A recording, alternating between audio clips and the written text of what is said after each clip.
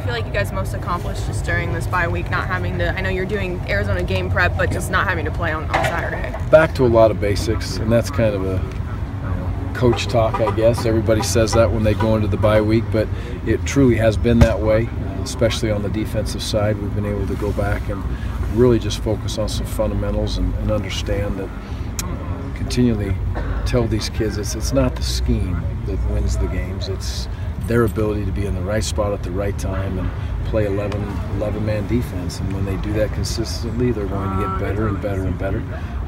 I like what I saw on tape out of them this week in practice, and I know the offense's mentality was the same way.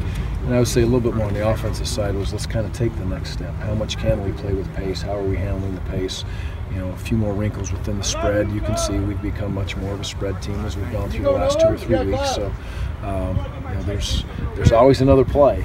At some point, too many plays are not good. To go back to Deltron and Caleb for a second, just how does that impact you guys moving forward beyond just the next man up type of philosophy? Yeah, well, you know, with Deltron, it ball goes into Damien's hands, and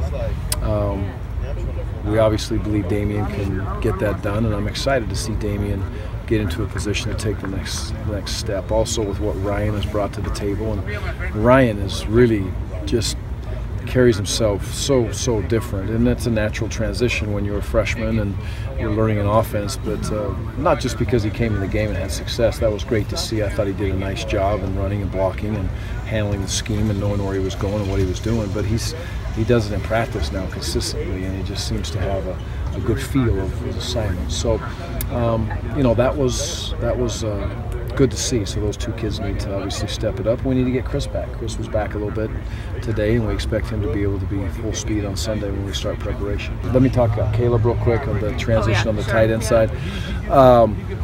You know, Caleb has been not be able to participate for a couple weeks, and the biggest thing with Caleb is I want Caleb to have a tremendous senior year and give him everything that he can to be able to be successful. So even if he was, you know, ready to go in 2 weeks, he's not where he was in August, and that's what he needs. And he will not be ready for quite a while. As far as, you know, the tight ends just need to step up again and play. Brent's come in and done some nice things. Noah is growing up every single week, so it's fun to see those young players step up and grow and put us in a position that we are. Thank goodness we are, because if we don't have some of those young guys picking up at those two spots, it would make it more difficult. Gary, with Oregon losing by 42 at home, I know it's early in the conference, but does anything surprise you about this conference, or is it going to be every week you just never know in this league? It appears to be that way. There was some amazing games last week, and there's a lot of really good football teams, and you know, sometimes you catch fire and you play really well.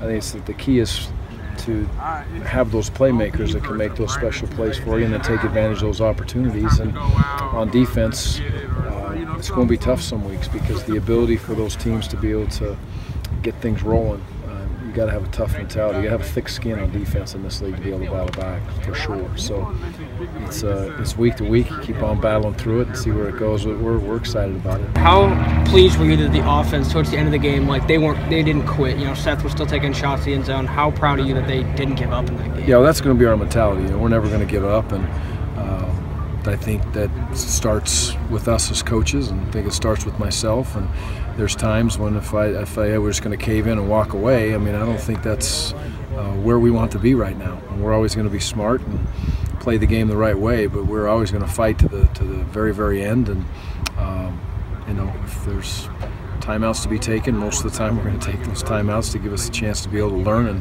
play another couple snaps against a very good Stanford team. In that case, that's one more rep we get to play against Stanford, so it's good for us. So we're never going to lay down. I'm proud of the kids. They fought hard, and they should. They need to. This is Division I football, and if they're not willing to do that, then you know, they're in the wrong place at the wrong time.